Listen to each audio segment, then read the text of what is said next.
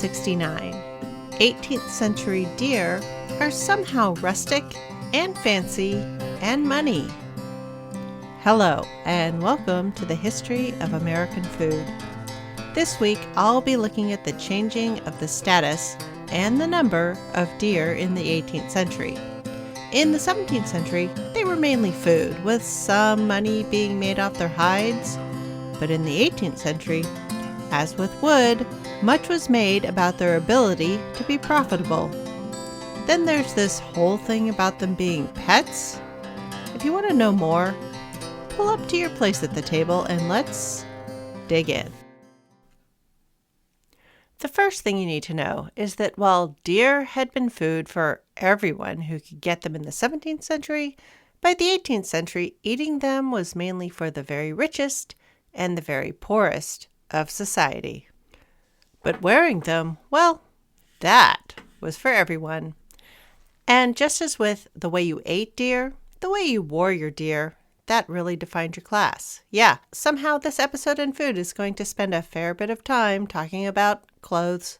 As with many things we take for granted in the world that is the 21st century, in the Western world, our clothing is largely about self-expression. Sure, it protects us from the elements and sometimes the rigors of our jobs, but for the most part, our clothing choices are used to send a message to the world about who we are, where we place ourselves, and even possibly how we appreciate or disdain the messages clothing sends. In the 18th century, only the very richest, or at least the very highest status people in the world could use clothing for the express purpose of sending messages. The rest of the world, except for special celebration items and a few accessories, largely used their clothing to protect them from the weather and their toil.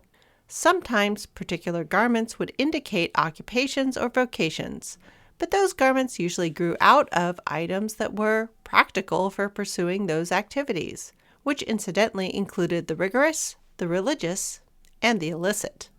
As a side note, what would be considered underwear at this point, mainly chemises, like long linen shirts and shifts, were a layer of protection between a person and their clothing, protecting the wearer from anything stiff or scratchy, but possibly more importantly, protecting the clothing from the wearer's body, the oils, the smells, and other stuff. Since outer clothing was large and heavy to wash, but shirts, shifts, and chemises were easier to handle, that's what was washed most often. People often had several underwear items that they would change and launder, while wearing the same outer garments for long periods with only airing and spot cleanings. Nearly all clothes in the 18th century were durable, sturdy things. Each article of clothing could take weeks, months, and sometimes years to make. And unlike now, where your closet might contain a plethora of fibers, cotton, wool, rayon, which is spun wood fiber, silk, polyester, of many thicknesses and qualities, nylon, spandex, and an ever-expanding list of manufactured and technical fibers, on and on. The wardrobe of an 18th century person contained fiber types that pretty much matched up with the wardrobe of the Roman Empire: wool, flax, linen, and if you were rich, silk and maybe a little cotton. And in both cases, leather items were everywhere protection or strength was needed. Shoes, gloves, buckles, hats, cloaks, capes, coats, waistcoats, and breeches, or breeches, depending on your preferred pronunciation. The funny thing, now we think of leather as luxury. Cloth is everyday, and plastic-based items, those are the least nice.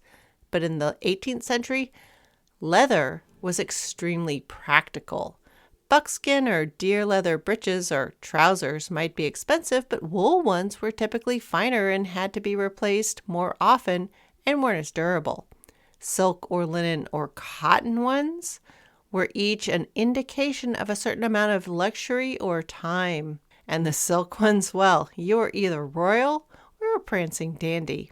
But all the other ones, their fineness or coarseness, each spoke of your station in life, especially here in the New World where cloth manufacture was incredibly limited. That is, cloth meant cash, which in and of itself spoke of a certain amount of wealth. There was some rather nubby, less durable, homespun wool cloth, But that was just about it. Until well into the 18th century, just as with iron in the 17th century, every scrap of linen cloth, wool cloth, and that new luxury cotton cloth, and obviously silk cloth, those were all imported. But the one thing the New World had was fur pelts, which is a whole different category and a whole different thing.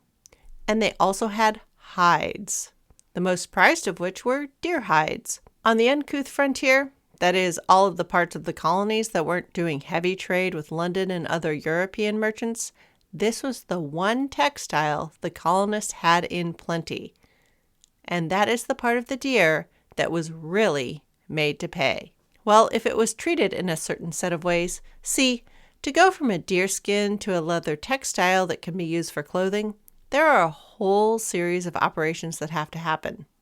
They all fall under the general heading of tanning, or the processing a hide goes through to transform it from an animal product to a textile.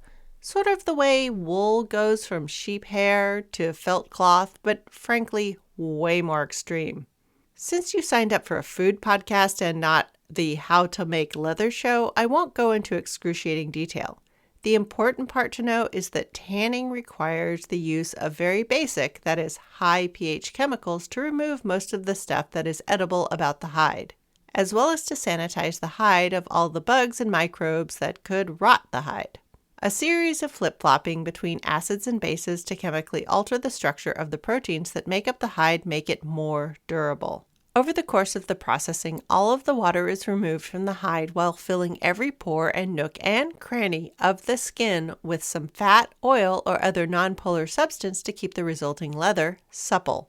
This, incidentally, is why you oil leather to keep it in good condition, or revitalize sad leather garments and other items. The right sort of processing and the right sorts of fats will produce a leather that can get wet and even be washed under certain conditions and remain a viable garment. Then as now, how thoroughly these steps were done, how much care was taken, and the quality of the acids, bases, and fats all contributed to the quality of the final product, as did the type, age, and sex of the animal.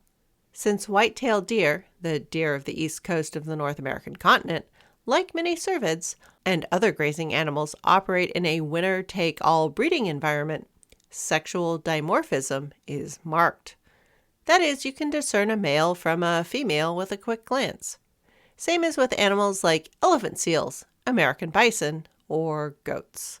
As a result, in deer world, buckskin, the skin of a male deer, was the toughest. Of course, the older the male, the tougher the skin. And in the world of wild deer, most male deer only make it to 3-ish years. The older bucks, the ones with like the really big antlers, they're older, so rare, and their hides will be the toughest.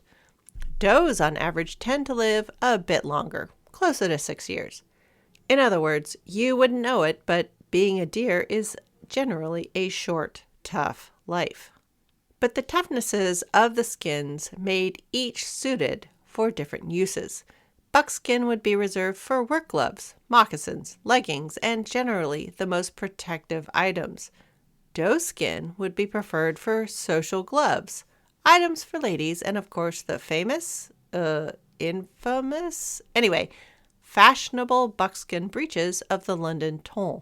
These were the lower garments preferred by people circulating in the Western European world wearing male garb, tanned under a lengthy and particular regimen and treated with high-quality fats, preferably deer brains or the high-quality seed oils from the Middle East or West Africa. Such breeches were durable, washable garments that had a comfortable amount of give or stretch to the textile, and they could be dyed progressively darker as they took on marks and stains throughout their useful life. Brand new high-quality versions were a very light ivory color. Marks were dealt with using a combination of chalk, clay, and careful laundering. Over time, as they were marked up, they might be re-dyed to a tan and then later a brown color. Thus, a man's class could often be assessed by the darkness or lightness of his breeches. And so it went up and down the social ladder. The color, the toughness of the leather, the fineness of the processing could all give away your place in society at a glance. And it won't be able to help point out later, as life becomes more convenient, the privilege of dressing in less and less functional garments will become yet another way Americans will show off their wealth, especially as food becomes more generally distributed and once difficult to acquire or difficult to produce items become more commonplace. So you can imagine in the 18th century how important it was for someone on those lower steps of that greasy ladder that is society to keep those new, unmarked, ivory white breeches as clean as possible. After all the dress history I got into during the pandemic, I could go on and on and on about what which leather garments and accessories said about what your social station was. But again, this is a food podcast. If I'm going to talk about status, there is plenty of food for that. So, deer meat, venison. Compared to the hides, the meat, it had less value. It could go bad, and most of all, it could only be used once. Eat it, and it's gone.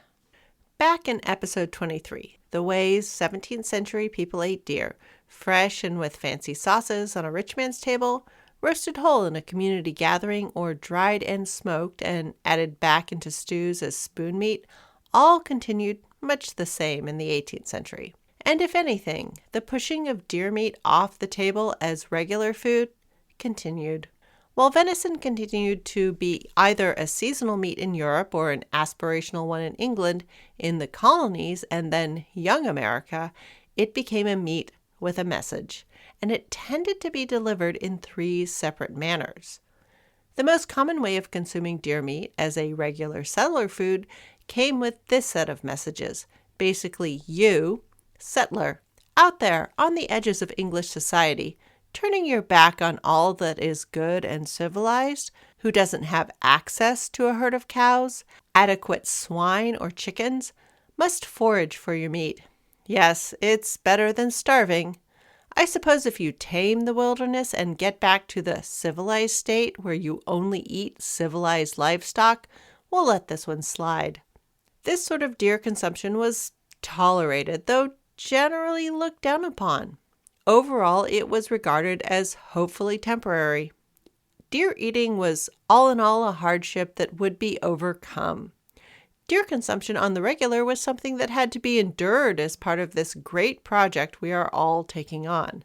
Another reason why the colonists who ate deer, though smirked at in society, were tolerated is that they were performing a task that was essential to the colonial project, even if no one was coming out and just saying it. If the deer were cleared out of a portion of the forest and then the forest were cleared for a civilized way of life, there would be no room for the savage. Once again, the vague idea of a way enters back into the North American consciousness. Sure, we don't want to have to fight with the locals, the native, well, are they people exactly? Whoever, whatever they are, it would be so nice if they would just go away. So these ruffian frontiermen, and sometimes families, might subsist off the foraged fruits and the deer of the forest. Sure, they were kind of weirdos, but they were essential to this project of taming the land for England. They might be acting savage, they might have taken up some habits of the savage, but they were Europeans and Christians, so such aberrations were assumed to be temporary. In other words, the people living on the edges of urban and town society, you might not want them in your new dining rooms and other fancy corners of the civilized world that were being painstakingly set up in the New World, but they were performing an important function, so they were given space. The second but incredibly uncommon way deer were eaten were as part of fancier meals and larger feasts by the very richest households. The rich generally only would bother with fresh venison, usually fancied up with complicated sauces, though they would definitely partake of pies as well because, let's face it, pies are tasty. In the historical record, these are the dishes and the people who are incredibly overrepresented since they wrote and were written about a lot. just as with the celebrities of our time, the wealthiest people of any region. Their actions, their sayings, and their meals were also recorded in journals, letters, and the emerging public media of the time. So while most deer eating was of the first type, it is this second type that is easiest to find records of. And the fact that so many records were being kept, there are a couple of interesting aspects to the whole atmosphere surrounding the where and the how fancy deer, or should I say venison consumption happened. First of all, while the settler, the colonist on the edge, or in many cases beyond the edge of the colonial lands, might hunt in the wilds on land that was considered sort of nobody's, a wealthy man would often hunt within his own deer park. While the ancestral castles of the old world were impractical in the new world, what hopefully could soon become ancestral lands were not. The number of debts the English crown had to pay off in the late 17th and 18th centuries were pretty significant. Have I mentioned there were a lot of wars? Yeah, there were a lot of wars, and some had been just within the borders of Britain. I mean, some wars had taken place even just within inside England. And wars cost a lot of money to run, and usually don't have any ending where the money can be recouped. So, how is a monarch to pay off the loans taken to pay for building cannon and ships and feeding infantry? Land. And the best kind of land is the kind you just got and, kind of own, probably, but you're definitely not attached to it. I mean, the whole thing with Pennsylvania, for example, that was William Penn's father. He was owed 16,000 pounds he had lent to King Charles II. That's sort of $3 million-ish in today's money. Through a little of this and a little of that, mainly the ignoring of any prior claims of the Lenape or Delaware people already living there, that 16,000 pounds somehow became 1.2 million acres of Pennsylvania. Similar debt payments and the shuffling off of difficult people resulted in things like Delaware, Maryland, and Rhode Island, as opposed to the blatant flag planting that resulted in stuff like Massachusetts and Virginia. Anyway, handing over land away over there was a handy way to get debts off the royal books and hopefully get some nice tax money off the import duties of the resources soon to be shipped from said faraway lands. And the type of person granted such large tracts of land, they might be leaving civilized English life, but as I said, all the roughing it was meant to be temporary. The trappings of civilization were to be reacquired as soon as was reasonably possible. Housing, of course, happened. There was plenty of wood and gardens, first for food and medicine, that is, for use, and then eventually for delight. Once these practical considerations were taken care of, more ostentatious shows of wealth could be tackled, and one of these was the creation of deer parks. As the large herds of deer, such as the deer, those 200 strong hard by the fort in Jamestown, were literally eaten away, it was understood that if one wanted to have a dependable supply of deer for watching, or to chase with horses and dogs, or to stalk, a supply of deer needed to be set aside. And so for just under 100 years, the deer park became broadly fashionable in North America. Now, the deer park had reigned for generations as a show of wealth in Europe, so it makes sense that it would appear in the New World. Back in the old country, deer hunting held two main purposes. First is entertainment, a sort of break from all the formality and business of court life. And second, as a holdover to the connections of manly and military virtues as imagined in antiquity. There are many ballads of romance, high adventure, and tragedy that include the hunt. While deer hunting certainly had its day in the colonies, it never caught on in the same way, and my thought is that everyone was just too busy with all the activities required by people reorganizing a landscape into a reflection of somewhere else. That and wresting the land away from the people who were already there. Oh, and fending off the incursions of the other wannabe colonists. Can you believe the nerve of all of these guys? French from the north, Spaniards from the south, Dutch just popping in for the heck of it now and then. Oh yeah, and the pirates. And those Indians saying they want to hunt on your farms. Yeah, there is no need to play at war if one is low-key running up against skirmishes on a pretty regular basis. So if playing at war wasn't a need, then a deer park is no good if no one can see that you have deer. One can't always have fancy dinners all the time to serve venison. I mean, that certainly went on, but that can get expensive. There were other, lower effort ways to show off one's deer. And thus we hit this funny period of time during the first half of the 18th century when large landowners not only had deer parks, but they would often have tame deer that would loiter near the main house. And for an even more florid display of wealth, sometimes their children had pet deer. And there was even a fashion of having one's sons painted with their pet deer. Both the children and the deer adorned in finery. And contemporary accounts talk of deer wandering the streets in parts of South Carolina and Virginia with golden collars and bells. This became so popular, there were even advertisements in the newspaper listing fawns or tame deer for parks for sale. Of course, it wasn't all Bambi and big eyes. There was a decided problem with these deer growing up to full size and injuring people. Then as now, we forget how strong these animals are compared to us puny humans. You just try jumping over a fence that's at the height of your hip and then keep on running. In fact, these deer pets were all part of a trend of keeping wild animals as pets. Squirrels, raccoons, possums, bears, otters, beavers, not to mention all manner of wild birds were kept as pets. This is a fashion that had emerged on and off since the ancient world, and in North America it lasted broadly into the 20th century as the Teddy Roosevelt White House had quite the menagerie. And judging by any number of television specials and other media, Americans continue to think keeping wild animals as pets is a good idea.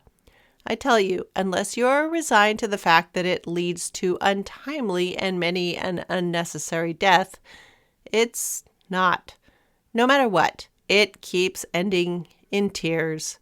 Just read that perennial object of the second half of middle school reading, the yearling. And just to be clear, this rash of wild pet keeping was not leading to a rash of animal welfare. The cute baby animals were a disposable novelty from the apparently bottomless pool of novelty and danger that this new world of the Americas kept offering up. Now, after those two familiar manners of deer eating, there was a third way. And that third way of deer consumption was, interestingly, to contemporary 18th century society, a quaint holdover from medieval meat consumption and preservation. The third way had quite a bit in common with the original mincemeat of the 16th and 17th centuries that went into pies.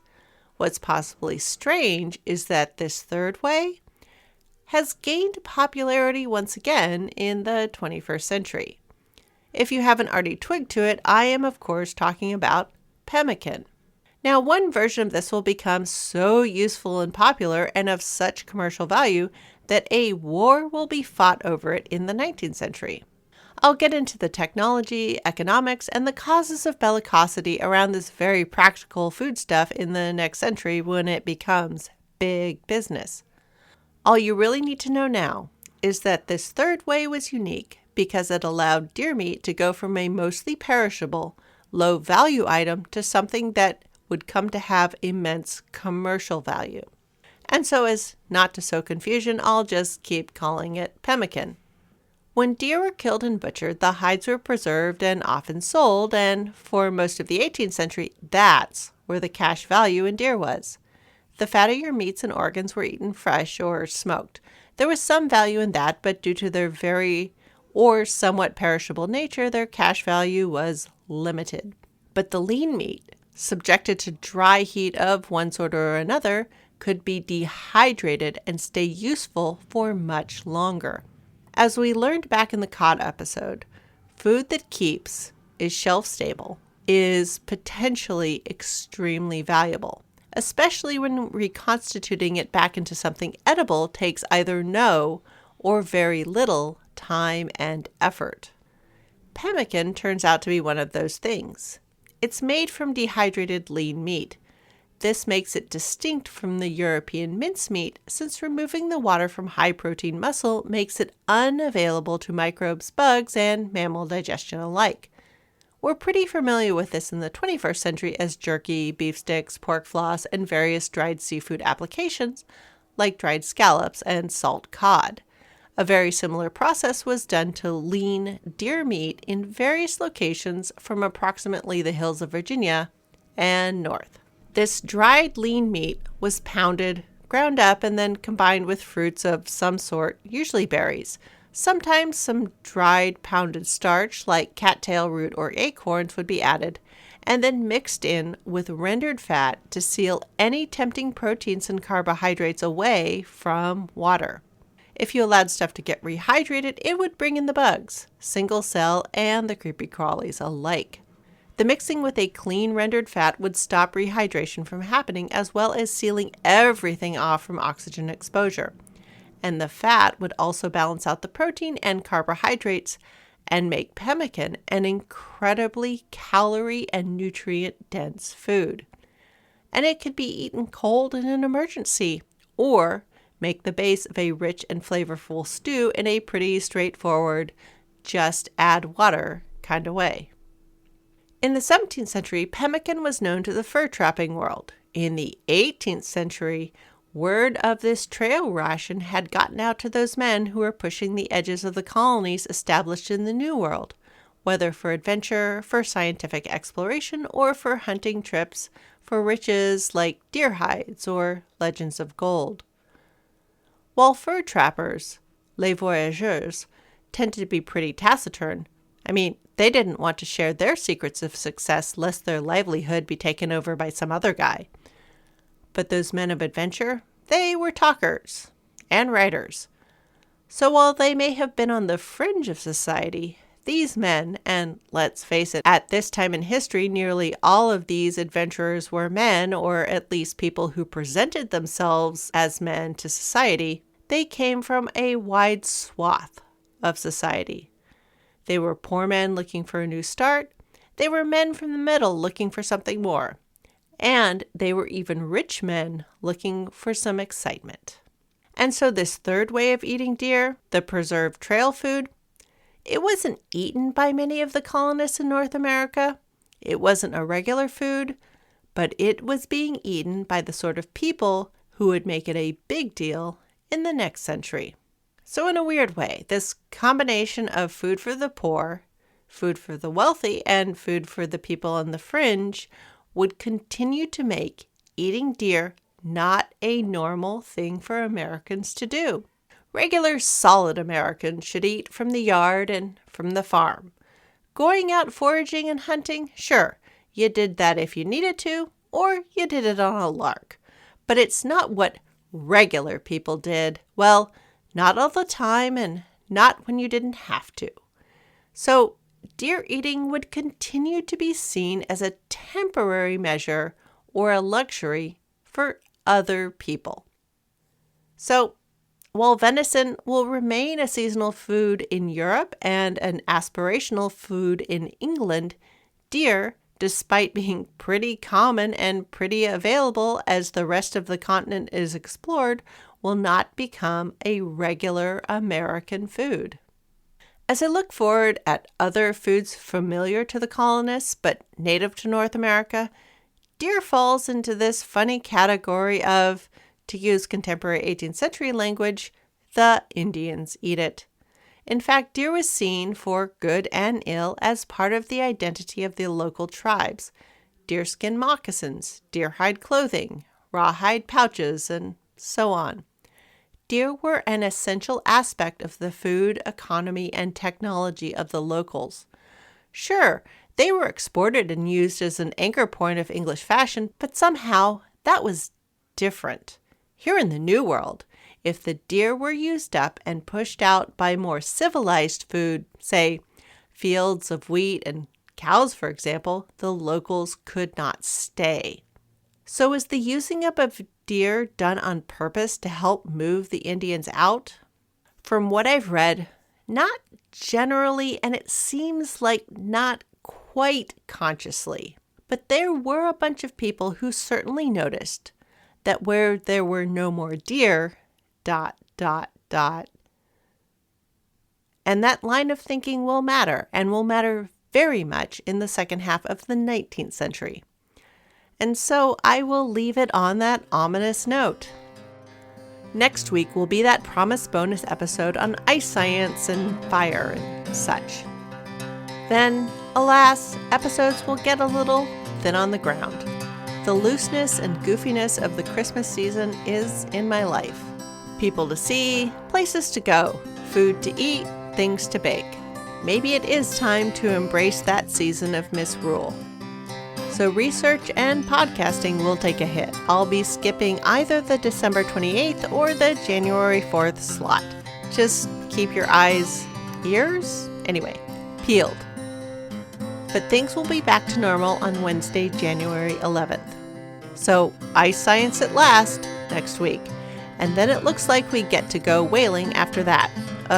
Be sure to put on your woolies and don the oilskins, now that you have an inkling of what that means, to go to sea in December. Thanks for listening. And thanks to all of you who have joined me this year. I am so happy to have you along for the journey. There is so much more to come. Show notes for this episode will be at thehistoryofamericanfood.blogspot.com.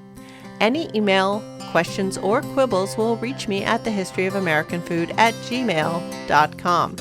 Thanks to all of you who have left me kind words. I'm glad you're enjoying this as much as I am.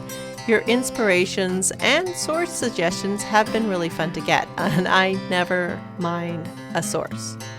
Along with the promised pictures and links, I will, once again, get caught up on my blog with the interesting media I consumed for this episode.